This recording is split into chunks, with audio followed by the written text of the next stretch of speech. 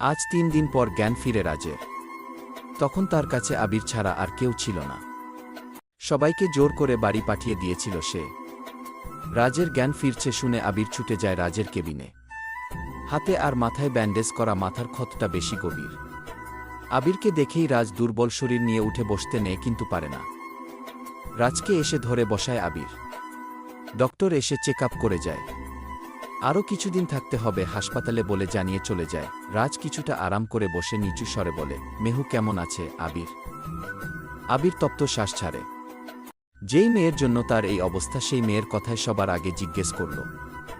আবির মনে মনে বলে, ভালোবাসা তোরে স্যালুট। রাজ উত্তর না পেয়ে আবারও বলে, কি হলো বললি না যে? আবির শান্ত স্বরে বলে, ভালো আছে, এই কয়দিন নাওয়া খাওয়া ছেড়ে দিয়েছে, আজ জোর করে নিয়ে গেছে তাকে বাসায়। রাজ হাসে, একটু শান্তি লাগলো তার জন্য, সে কেঁদেছে শুনে। রাজ কিছুক্ষণ শান্ত থেকে বলে, এক্ষুনি ফ্লাইটের ব্যবস্থা কর, আমি লন্ডন ফিরব। রাজের কথায় আবির অবাক হয়ে বলে, কি বলছেন স্যার? আপনি অসুস্থ, এখনও ঠিক করে বসে থাকতেই পারছে না, যাবেন কি করে? আর এই মুহূর্তে ফ্লাইটের ব্যবস্থা করা সম্ভব নয়। রাজ এবার তীক্ষ্ণ চোখে তাকায়, গম্ভীর স্বরে বলে, যত টাকা লাগে দে, আর কিভাবে যাব এই চিন্তা তোর করতে হবে না, আমি যতটুকু বলেছি এতটুকু কর। আবির মাথা নাড়ায়, হ্যাঁ বোধ। তখনই কেবিনের দরজায় দাঁড়িয়ে মেহু বলে উঠে, রাজ আপনার জ্ঞান ফিরেছে। মেহু চোখ মুখে আনন্দের চাপ স্পষ্ট। মেহুকে দেখে রাজ খুশি হলেও প্রকাশ করে না, মুখে গম্ভীরতা ভাব এনে রাখে। মেহুর দিকে লক্ষ্য করে দেখে এই 3 দিনে চেহারাটা শুকিয়ে এতটুকু হয়ে আছে। চোখের নিচে কালো দাগ স্পষ্ট।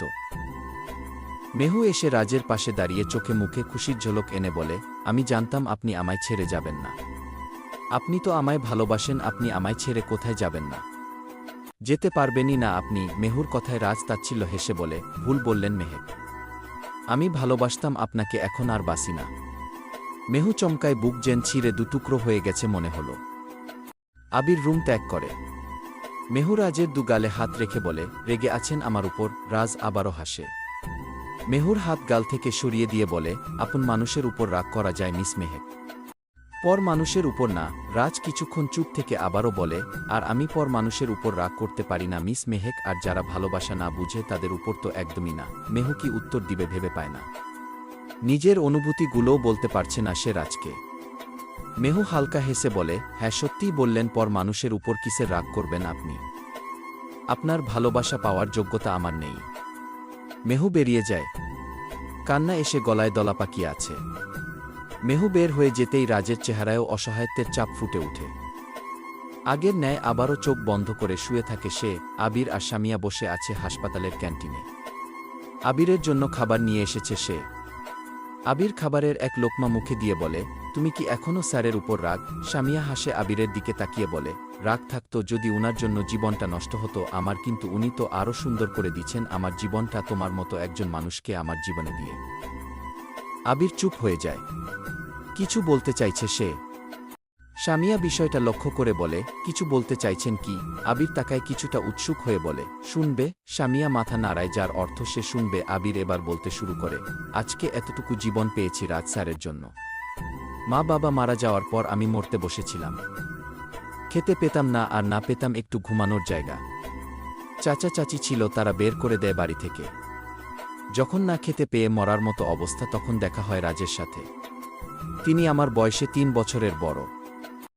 ঋতো বসে আছে তার দা ভাইয়ের পাশে। রাজ তখন চুপ করে বোনের কান্না দেখতে ব্যস্ত। সেই কখন থেকে কেঁদে যাচ্ছে, কিন্তু থামার নামই নিচ্ছে না।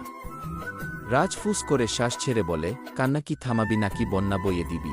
ঋতো কান্নারত অবস্থায় রাজের দিকে চোখ পাকিয়ে তাকিয়ে বলে, তুই এত বেখেয়ালি কেন নিজের প্রতি? রাজ বহু কষ্টে সোজা হয়ে বসে বলে, কারণ তোর মতো বোন আছে শাসন করে ঠিক করার জন্য, তাই। ঋতো রাজের বাহুতে ঘুষি মেরে বলে, দাভাই তুমি ভীষণ বাজে। রাজ বেখেয়ালি হয়ে বলে, আচ্ছা। ঋতের রাগ হয় ছেলেটা একটা কথাও তার কানে নিচ্ছে না। ঋতো আরেকটা ঘুষি দেয়, এবার ব্যথায় শব্দ করে উঠে। ঋতো অস্থির হয়ে বলে, সরি সরি লেগেছে তোমার, আমি সরি। তাদের এসব খুনসুটির মাঝে মেহু আসে সেখানে। অপরাধী মুখ করে আসে সেখানে। রাজ ভ্রু কুচকে তাকায় মেহুর হাতে সুপের বাটি। মেহুকে দেখে ঋতো গম্ভীর গলায় বলে, তুমি এখানে কি করছো? মেহু অপরাধী স্বরে বলে, রাজকে স্যুপটা খাইয়ে দিতে বল ডক্টর। ঋতো স্যুপটা নিয়ে নেয় মেহুর হাত থেকে। চামচ দিয়ে স্যুপ নাড়াতে নাড়াতে বলে, তুমি যাও, আমি খাইয়ে দিচ্ছি। মেহু আমতা আমতা করতেছে। সে রাজের সাথে থাকতে চাইছে। রাজও বুঝতে পারে বিষয়টা। রাজ রিতের দিকে তাকিয়ে বলে, রিতো বাহিরে যা তো একটু।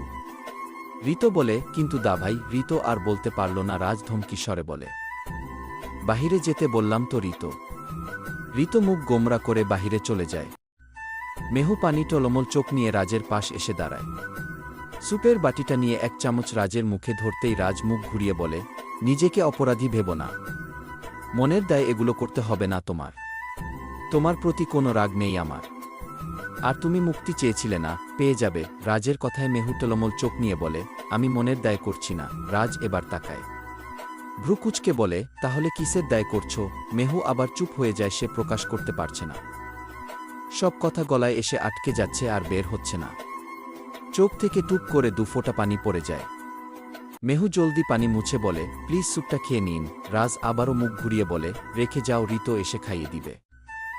মেহু এবার কাপা কাপা সুরে বলে, কেন? আমার হাতে খেলে কি হয়? রাজ তপ্ত শ্বাস ছেড়ে বলে, আমার বোন ইচ্ছে করছে তাই সে খাওয়াবে। আর প্লিজ একটু একা থাকতে চাই। আর রিতকে বলে যেও ভিতরে আসতে। এই বলে চোখ বন্ধ করে নেয়। মেহু বাটিটা সাইডে রেখে দেয়।